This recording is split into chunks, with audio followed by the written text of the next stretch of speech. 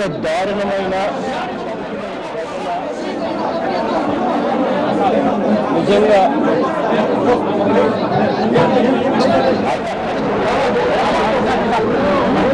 ఒక వ్యక్తిని ఒక ఎక్స్ ఎంపీ 30 సంవత్సరాల సుదీర్ఘ రాజకీయ చరిత్ర కలిగిన సౌమ్యుడిగా పేరు పొందిన ఒక ఎక్స్ ఎంపీని అతి కిరాతకంగా ఇంట్లోకి చొరబడి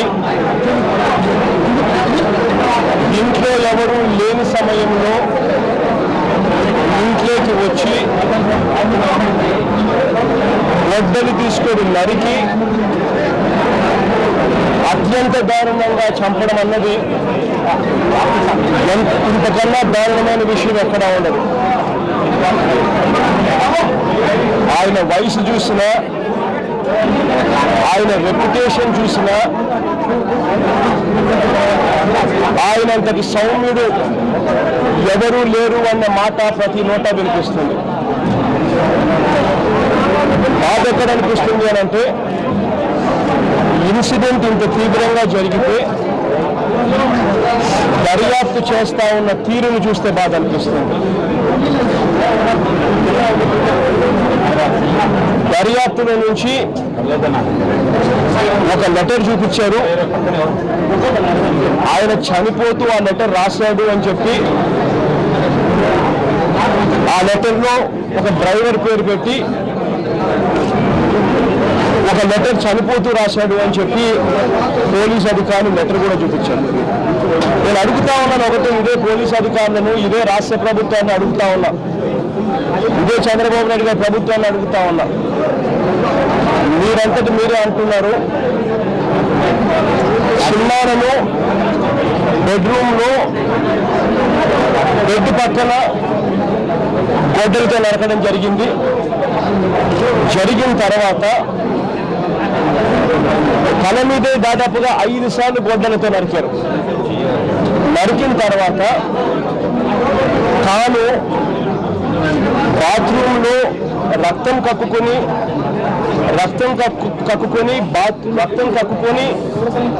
ఆ తర్వాత బాత్రూంకు తాను వెళ్ళి ఆ బాత్రూంలో రక్తం తక్కువైనందువల్ల మూర్చొచ్చి పడిపోయి కమోడును కొట్టుకొని చనిపోయినట్టుగా ఫ్యాబ్రికేట్ చేసేందుకు ఏకంగా చిన్నానను ఎత్తుకొని, అంటే దాని అర్థం ఏంటి అని అంటే ఒకరు కాదు, మల్టిపుల్ పీపుల్ ఉన్నారు, ఎత్తుకొని పోయి బెడ్రూమ్ నుంచి బెడ్ పక్కన నుంచి బాత్రూమ్ దాకా తీసుకుపోయారు. బాత్రూంలో కమోడుకు రక్తం పూస్తున్నారు, కమోడ్ మీద రక్తం పూస్తున్నారు. అంటే కమోడుకు తాను కొట్టుకొని, అంటే తనకు గిడినెస్ వచ్చి, తాను మూర్చొచ్చి గిడినెస్ వచ్చి కమోడుకు తాను కొట్టుకొని కింద పడి వెనకాల కూడా దెబ్బ తగిలి చనిపోయినట్టుగా చిత్రీకరించే కార్యక్రమం జరిగింది. నేను అడుగుతా ఉన్నాను, ఇంత పకడ్బందీగా ఇక్కడ బెడ్రూమ్లో బెడ్ పక్కన అటాక్ చేసి మళ్ళీ అదే మనిషిని ఎత్తుకొని పోయి మళ్ళీ బాత్రూంలో మళ్ళీ యాక్ట్ని ఎనాక్ట్ చేసి మళ్ళీ అక్కడ కమోడ్ మీద రక్తాన్ని కూడా చూపిస్తూ అక్కడ స్పృహ తప్పి పడిపోయే క్రమంలో తాను చనిపోయినాడు అని ఫ్యాబ్రికేట్ చేస్తా ఉన్నప్పుడు చిన్నాన how can he write a letter? అంటే దాని అర్థం ఏంటి? వాళ్ళ సమక్షంలో తాను లెటర్ రాస్తాడా? తన సమక్షంలో వాళ్ళు రక్తంతో కూడిన లెటర్ రాయగలుగుతాడా? వాళ్ళ సమక్షంలో తాను లెటర్ చంపించే హంతకుల సమక్షంలో తాను లెటర్ రాస్తూ ఉంటే హంతకులు చూస్తూ ఊరుకుంటారా? దాని అర్థం ఆ లెటర్ కూడా ఫ్యాబ్రికేటెడ్ లెటర్ అని. ఒక లెటర్ కూడా ఫ్యాబ్రికేట్ చేసి డ్రైవర్ మీద నేరాన్ని నెపం నెడుతూ ఒక డ్రైవర్ మీద లెటర్ కూడా ఫ్యాబ్రికేట్ చేసి పోలీసులు చూపిస్తా ఉన్నారు అని అంటే నిజంగా ఈ టోటల్ వ్యవహారం అంతా కాన్స్పిరసీ థియరీ నుంచి పక్కకు పోయి ఒక ఎంపీని అన్యాయంగా చంపినారు అన్న పరిస్థితి నుంచి పక్కకు పోయి ఒక సౌమ్యుని అన్యాయంగా చంపినారు అన్న అంశం మీద నుంచి పక్కకు పోయి టోటల్గా వేరే పద్ధతిలో తీసుకొని పోయే కార్యక్రమం దగ్గరుండి జరుగుతూ ఉంది ఇక్కడ. నేను అందుకనే గట్టిగా డిమాండ్ చేస్తూ ఉన్నాము, వీ వాంట్ సిబిఐ ఎంక్వైరీ. ఈ రాష్ట్ర ప్రభుత్వం మీద మాకు అస్సలు నమ్మకమే లేదు. నేను పోలీస్ అధికారులతో డిఐజీతోనూ ఎస్పీతోనూ మాట్లాడుతూ ఉండగానే అదే ఎస్పీకి నా కళ్ళ ముందరనే 2-3 సార్లు అడిషనల్ డీజీపీ ఇంటెలిజెన్స్ దగ్గర నుంచి ఫోన్లు కనపడతా ఉంది. అడిషనల్ డీజీ ఇంటెలిజెన్స్ అని చెప్పి, అంటే ఏడి వెంకటేశ్వరరావు గారి ఫోన్లు నా కళ్ళ ముందరనే వరుసగా ఎస్పీ పక్కనే ఉన్నాడు, నాకు చెప్తా ఉన్నాడు విషయాలు. ఏడి వెంకటేశ్వరరావు గారి దగ్గర నుంచి వరుసగా ఫోన్లు. అంటే ఇంత దారుణంగా ఇంటెలిజెన్స్ ఏడి ఎస్పీతో డైరెక్ట్గా ఇన్ని సార్లు నా కళ్ళ ముందరనే ఏ స్థాయిలో మానిటర్ చేసి దీన్ని తప్పుదో పట్టించే కార్యక్రమం ఎంత పగడ్బందీగా చేస్తా ఉన్నదానికి నిదర్శనం. అందుకనే నిజాలు బయటికి రావాలి. చేసిన వాళ్ళు ఎవరైనా కూడా, ఎంత పెద్దవాళ్ళైనా కూడా వాళ్ళ విషయాలు తెలియాలి. ఎందుకు చేసినారు అన్న విషయం బయటికి రావాలి. ఒక పద్ధతి ప్రకారం జరిగిన ఈ అంశాన్ని ఎంక్వైరీ ద్వారా చేసిన వాళ్ళ మూలాల దగ్గరికి పోవాలి. ఎంత దారుణంగా జరుగుతూ ఉన్న ఈ రాష్ట్రంలో రాజకీయాలంటే, మొట్టమొదటిగా మా తాతను చంపారు.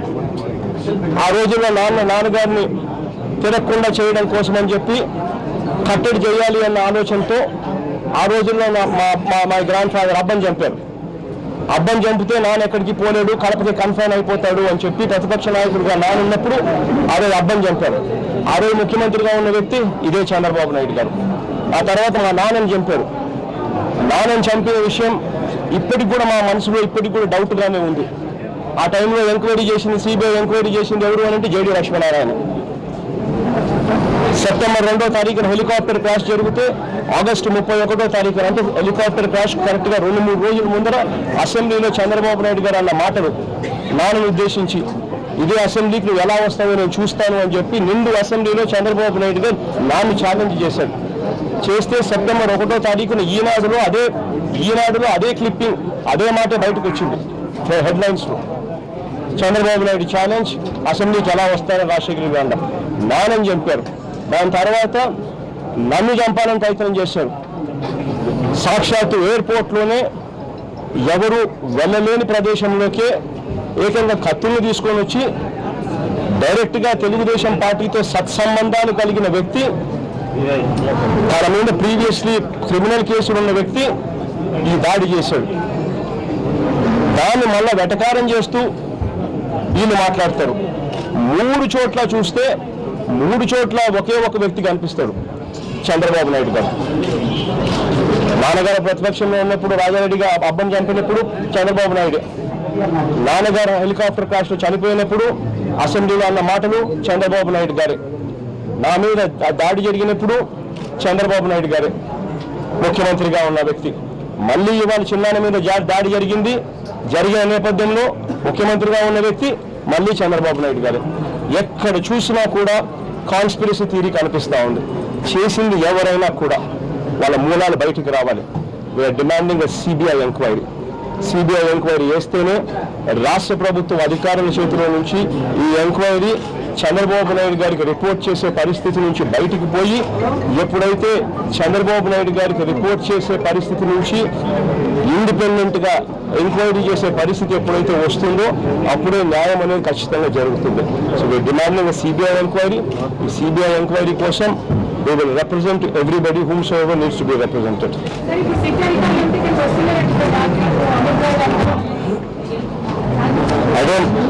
అదే మా సిట్ వేసింది ఎవరమ్మా? సిట్ వేసింది చంద్రబాబు నాయుడు గారు మీరే చెప్తా ఉన్నారు. ఎలా ఉంది అంటే, దొంగతనం చేసిన వాళ్ళే దొంగ అని అంటారు, మర్డర్ హత్య చేసిన వాళ్ళే వేరే వాళ్ళని హంతకుడు అనే పరిస్థితిలోకి వ్యవస్థ దిగజారిపోయి వాళ్ళే చేయిస్తారు, వాళ్ళే ఎంక్వైరీ కోసం సిట్టేస్తారు, వాళ్ళ పోలీసు అధికారులు ఇక్కడికి వచ్చి ఎంక్వైరీలు చేస్తారు. ఏ రకంగా న్యాయం జరుగుతుందమ్మా? న్యాయం జరగాలి అని అంటే చంద్రబాబు నాయుడు గారి చేతుల్లో, చంద్రబాబు నాయుడు గారికి రిపోర్ట్ చెయ్యని వ్యవస్థతో ఎంక్వైరీ చేయాలి, అప్పుడే న్యాయం జరుగుతుంది. థర్డ్ పార్టీతో ఎంక్వైరీ చేయించాలి, అప్పుడే న్యాయం జరుగుతుంది. ఇది జరగనంత వరకు ఎలా న్యాయం జరుగుతుందమ్మా?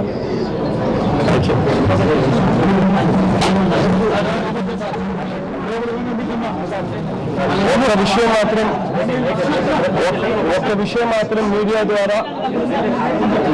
ద్వారా రాష్ట్ర వ్యాప్తంగా ఉన్న వైఎస్ఆర్ కాంగ్రెస్ పార్టీ అభిమానులందరికీ ఒక విషయం మాత్రం మీడియా ద్వారా నేను తెలియజెప్పాలనుకుంటా ఉన్నాను. దయచేసి మనకు దేవుడు ఉన్నాడు, దేవుడు మీద నాకు నమ్మకం ఉంది. ఖచ్చితంగా అన్యాయం చేసిన వాళ్ళకి దేవుడు ఖచ్చితంగా మొట్టికాయలు వేస్తాడు, నాకు ఆ నమ్మకం ఉంది. దయచేసి ఈ ఇన్సిడెంట్ ద్వారా రెచ్చిపోయి ఎటువంటి కార్యక్రమాలు దయచేసి చేయొద్దండి అని చెప్పి మనస్ఫూర్తిగా రిక్వెస్ట్ చేస్తా ఉన్నాను.